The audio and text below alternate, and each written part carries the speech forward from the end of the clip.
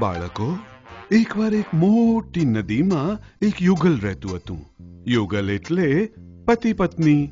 હા, પણ માણસનું નહીં, હા, મગરનું.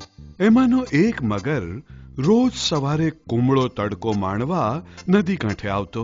એ નદીને કિનારે આંબાના ખૂબ વૃક્ષો હતા. એકવાર શું બન્યું? કેરીની ઋતુમાં બધા જ વૃક્ષો પર ભરપૂર લાલ લાલ ને પીળી પીળી કેરીઓ ઝૂલતી હતી. આ કેરીઓ ખાવા એક વાંદરો પણ નિયમિત ત્યાં આવવા માંડ્યો. વાંદરો અને મગર રોજ એકબીજાની સામે જોતા. ધીમે ધીમે કેમ કેમ છો, મજામાં ને, આમ ગપ્પા મારતા મારતા બંને ગાઢ મિત્રો બની ગયા. પછી વાંદરો શું કરતો?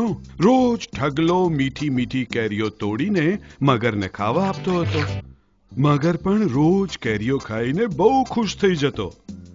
એકવાર વાંદરાએ થોડી વધારે કેરીઓ આપી મગરની પત્ની માટે.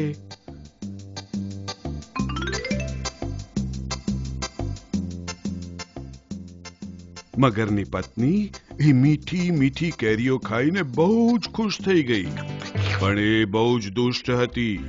એના મનમાં વિચાર આવ્યો, રોજે રોજ આવી મીઠી મીઠી કેરીઓ ખાનારા વાંદરાનું કાળજું જો ખાવા મળે તો કેટલી મજા પડે. એ જ વખતે એણે એ વાત પોતાના પતિને કહી. એ તો બહુ જ ચીડાઈ ગયો. મૂર્ખી, એ વાંદરો મારો ખાસ મિત્ર છે. એના વિશે કંઈ પણ આડો અવળો વિચાર કર્યો તો ખબરદાર. પણ એની પત્નીએ તો હઠ પકડી. ખાવાનું નહીં, પીવાનું નહીં, રિસાઈને બેસી ગઈ. એ બધું કંઈ નહીં, તમે વાંદરાને ફસાવીને અહીં લઈ આવો. મને એનું કાળજું જોઈએ એટલે જોઈએ. છેવટે પતિ મહાશયે પત્નીની જીત સામે ઝૂકવું જ પડ્યું અને ખૂબ જ દુઃખી મને નદી કાંઠે આવ્યો. હવે એણે વાંદરા સાથે ખોટું બોલવાનું હતું ને. મગરે વાંદરાને કહ્યું, વાંદરા ભાઈ, તમે મોકલાવેલી કેરીઓની ભેટથી મારી પત્ની બહુ જ ખુશ થઈ ગઈ છે. એણે તમને હવે અમારે ઘેર બોલાવ્યા છે. અમારી મહેમાન ગતિ માણવા ચાલો ને હવે. વાંદરા ભાઈ મહેમાન ગતિ માણવા ખડે પગે તૈયાર થઈ ગયા. એ તો મગરની પીઠ પર બેસીને નીકળી પડ્યા.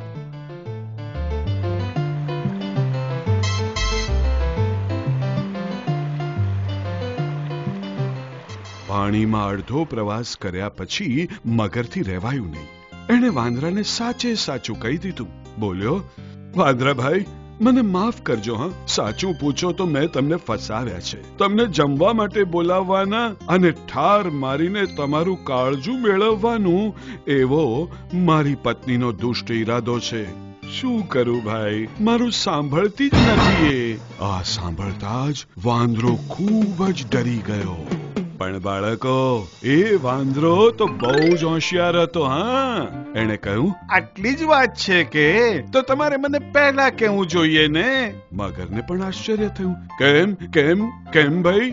અમે વાંદરાઓ અમારા કાળજા વૃક્ષ પર લટકાવી રાખીએ છીએ, સાથે લઈને ફરતા નથી કઈ. ચાલો ચાલો, મને પાછા પાણીની બહાર લઈ જાઓ કાંઠા પર. હું વૃક્ષ પરથી કાળજું લઈને આવું છું, પછી તમારી પત્ની પાસે જઈએ, બરાબર ને? વાંદરાની વાત મૂર્ખ મગરને સાચી લાગી. મગર વાંદરાને લઈને કાંઠે પાછો આવ્યો.